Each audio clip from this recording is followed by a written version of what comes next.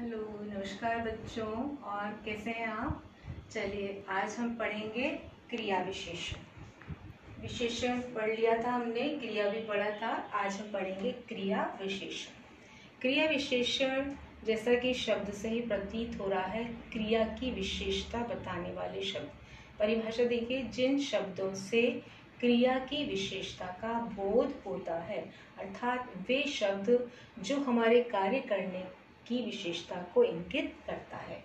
देखिए उदाहरण देखिए, वह तेज दौड़ता है। तेज क्या है? दौड़ने की विशेषता है। वह धीरे भी दौड़ सकता है। आप धीरे धीरे चलते हैं, वह आपके चलने की विशेषता है। उसी प्रकार देखिए, नेहा आगे चल रही है, तो आगे चलना क्या हो गया? विशेषण हो गया किसका? क्रिया का। उसने बहुत काम किया, उसके काम की विशेषता है कि उसने बहुत काम किया। उसी प्रकार से अगला उदाहरण है, ईद कल मनाई गई। कल मनाई गई, क्रिया कब हुई? कल हुई। इसी प्रकार से यह क्रिया की विशेषता है। अब इन्हीं उदाहरण के आधार पर हम क्रिया विशेषण के भेद करते हैं। आपने पहला उदाहरण देखा कि वह तेज दौड़ता है, तो तेज कार्य करने का एक शैली है, तरीका है, रीति है।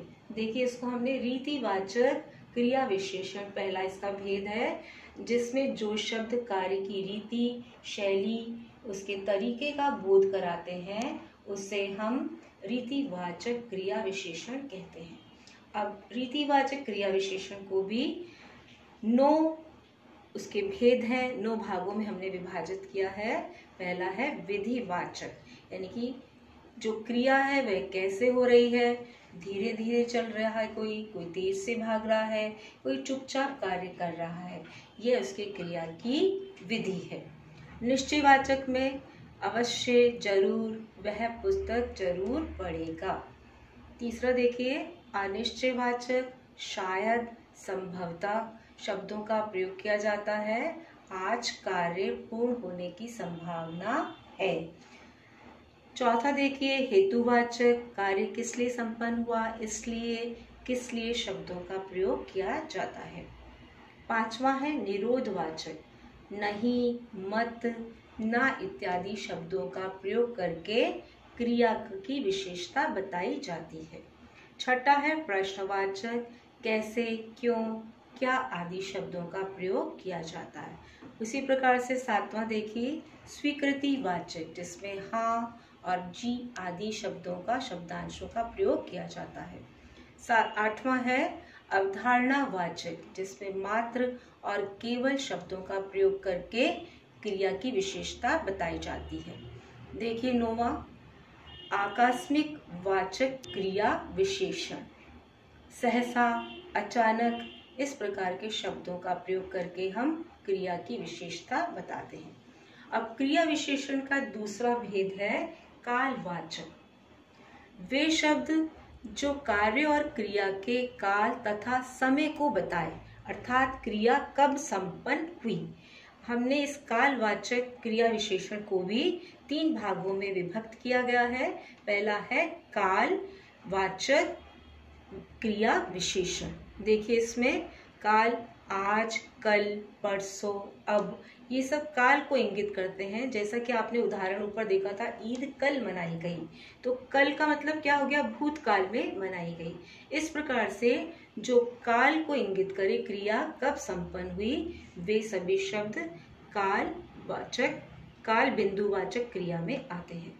दूसरा देखिए अवधिवाचक क्रिया विशेषण, कि आज, कल, दिन भर वह कार्य करता रहा, वह अवधिवाचक क्रिया विशेषण कहलाएगा।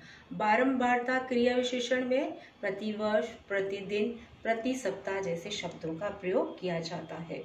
तीसरा क्रिया विशेषण का भेद है स्थानवाचक, क्रिया कहाँ पर संपन्न हुई, किस स्थान पर तथा किस दिशा में कार्य किया गया।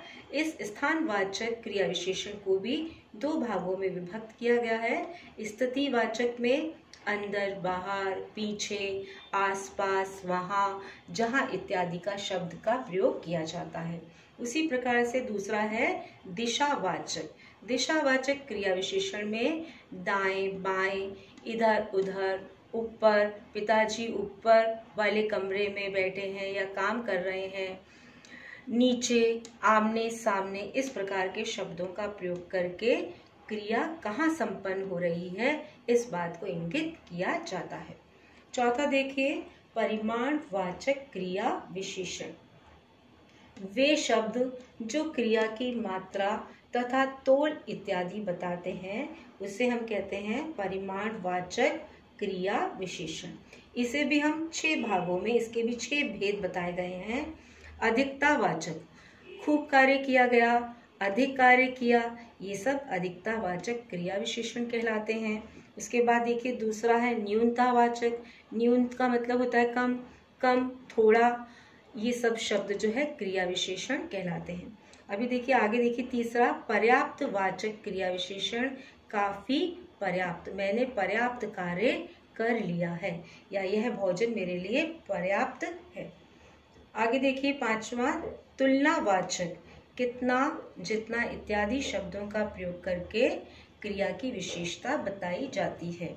छठा देखिए श्रेणीवाचक, कम से कम, बारी बारी से, थोड़ा थोड़ा इत्यादि शब्दों का प्रयोग करके हम क्रिया की विशेषता बताते हैं। तो बच्चों, आपने देखा कि आज हमने क्रिया विशेषण का अध्ययन किया कि जो शब्द क्रिया की विशेषता बताते हैं उसकी रीति के बारे में, काल के बारे में, स्थान के बारे में तथा परिमाण के बारे में क्रिया की जब विशेषता बताई जाती है तो वह क्रिया विशेषण कहलाता है। आप इसका गहनता पूर्वक अध्ययन करें और जो कुछ भी शब्द दिए गए हैं या शब्दांश दिए गए हैं उसके विभिन्न उदाहरण बनाकर अगर अभ्यास करेंगे तो स्थायी रूप से आपको क्रिया विशेषण का ज्ञान हो जाएगा। धन्यवाद।